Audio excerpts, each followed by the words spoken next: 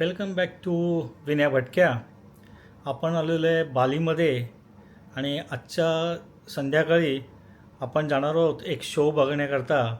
त्या शोचं नाव आहे डेवडन show.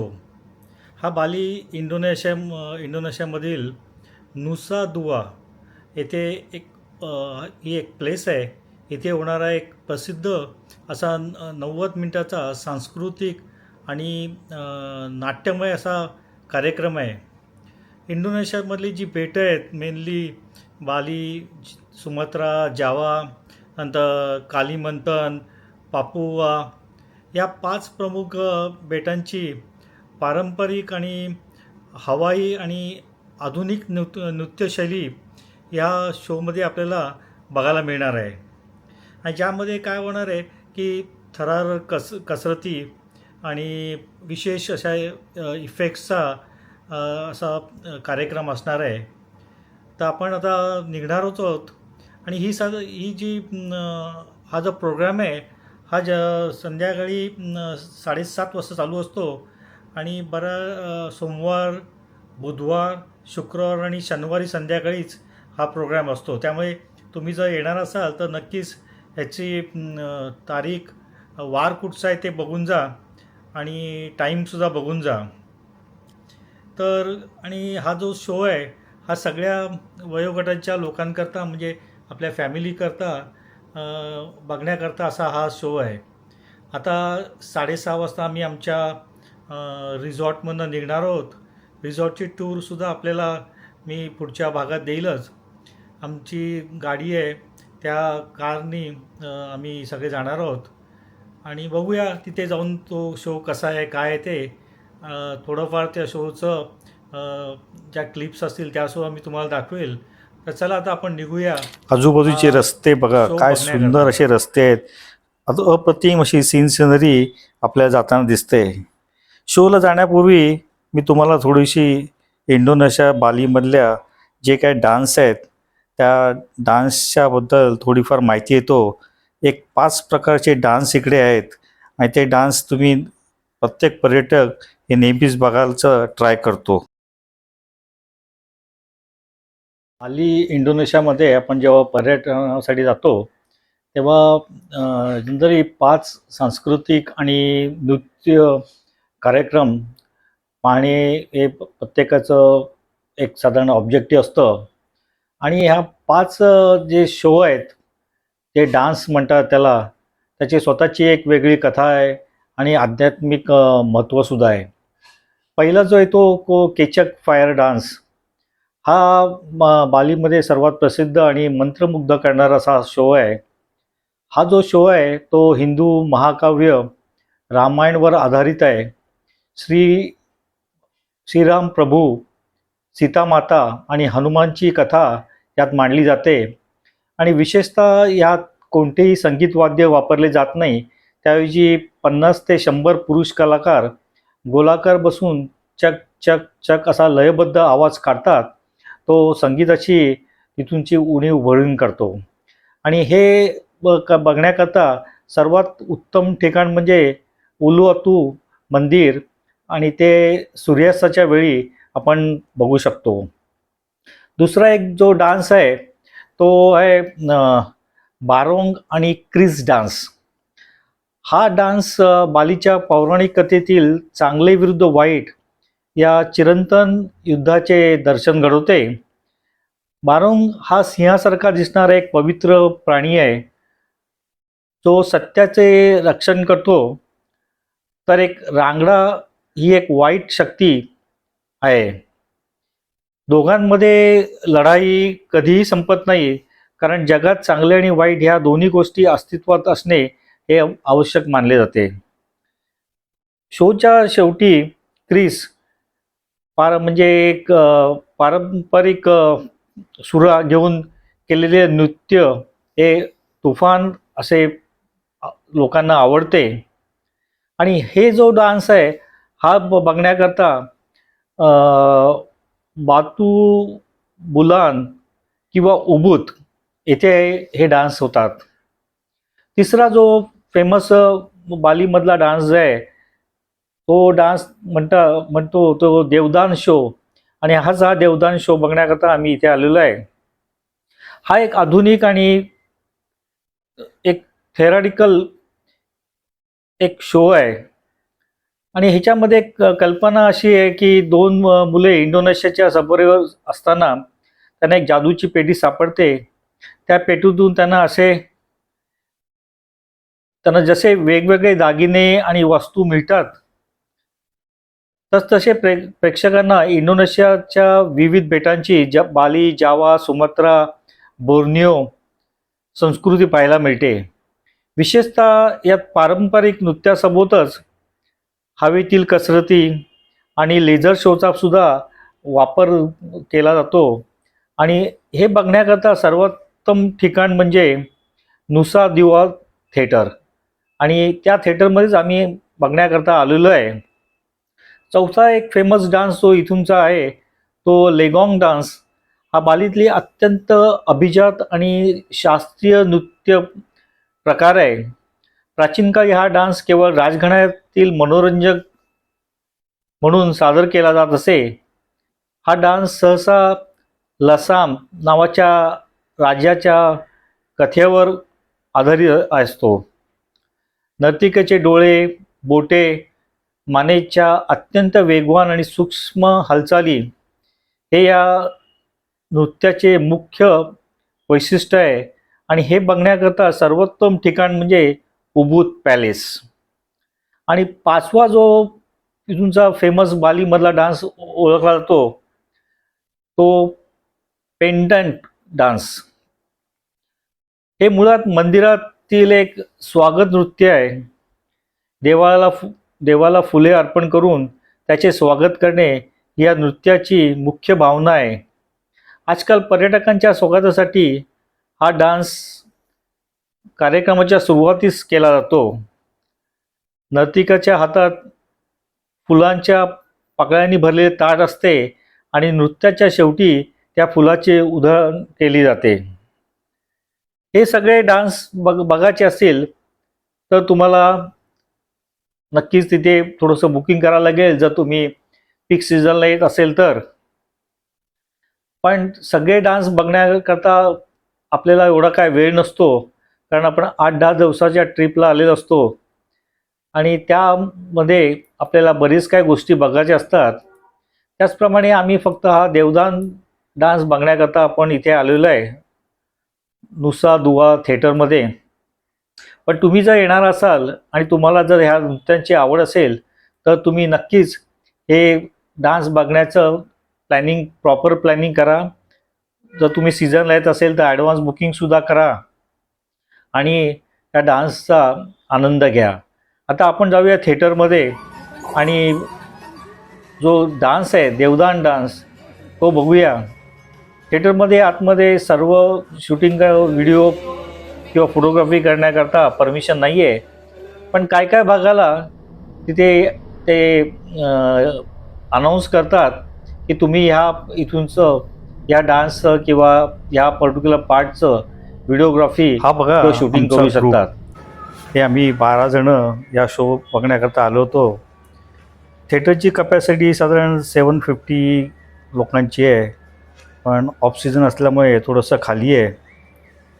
Group आमचा सगळा बसलेला आहे, आता तयारीतच आहे. एक 5-10 मिनटात आमचा शो चालू होईल.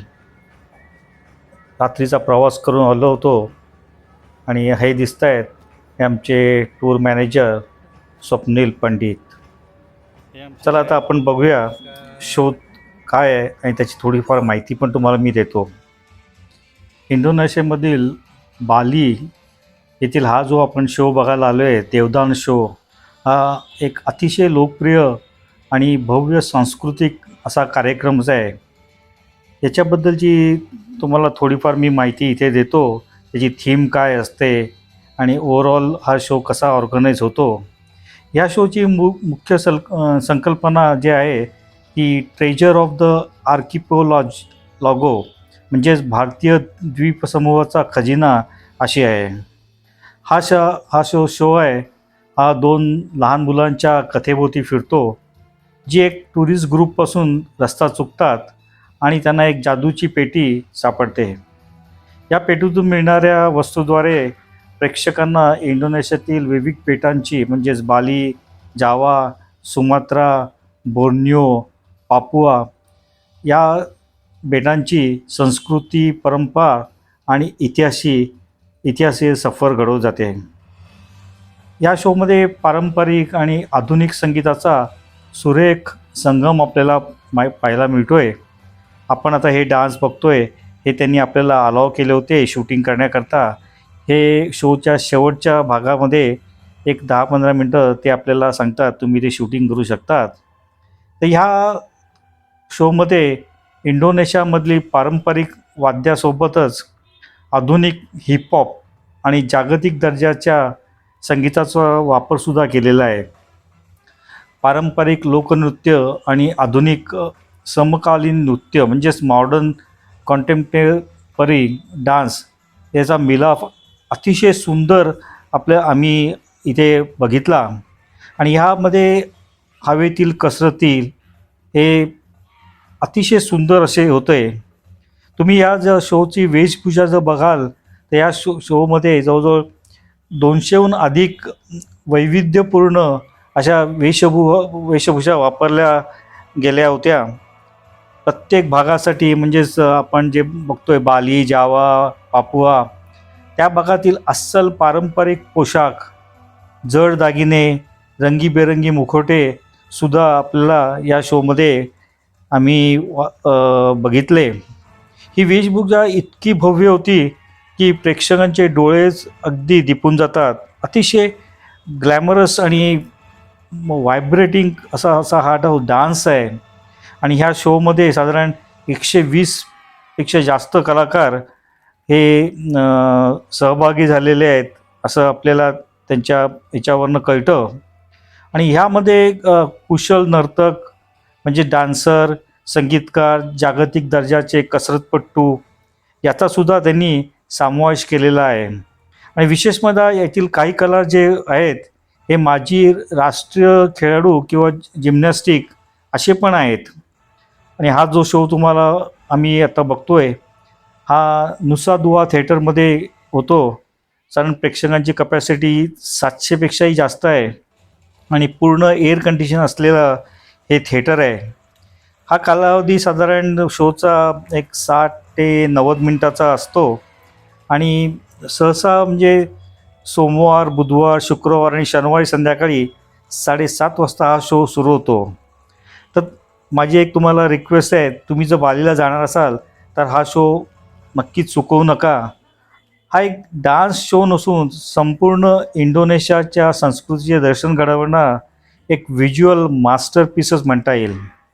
या शोच्या तिकिटाबद्दल बुकिंगबद्दल तुम्ही ऑनलाईनसुद्धा चेक करू शकतात. शक्यतो ऑनलाईन बुकिंग करूनच जा. आता ही सगळी मंडळी आपल्याला दिसत आहेत.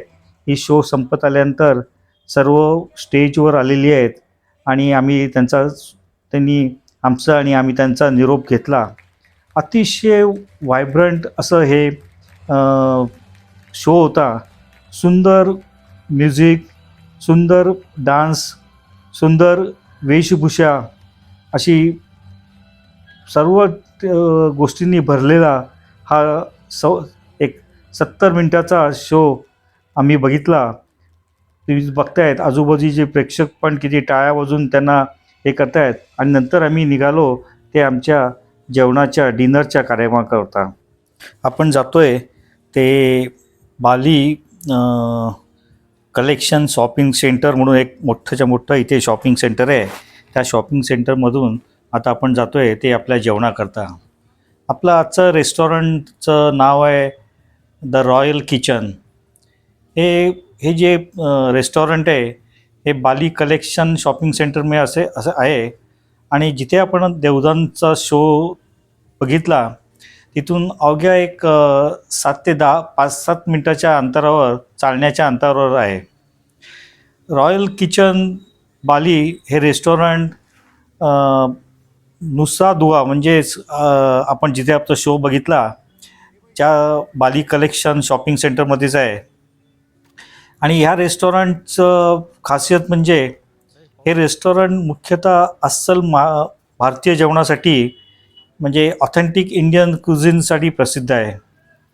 येथे तुम्हाला उत्तर भारतीय पदार्थाची मोठी रेलचल पाहायला मिळते. मेनूमध्ये बघितलं तर भरपूर असे निरनिराळ्या प्रकारचे आम्ही इथे मेनू बघितला.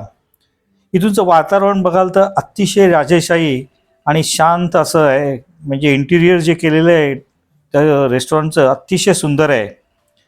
आणि तुम्ही कुटुंबासोबत किंवा तुमच्या ग्रुपबरोबर किंवा तुमच्या फ्रेंडबरोबर हे ते रेस्टॉरंट आपण बघतोय, हे अतिशय उत्तम असं हे रेस्टॉरंट मला तर वाटते.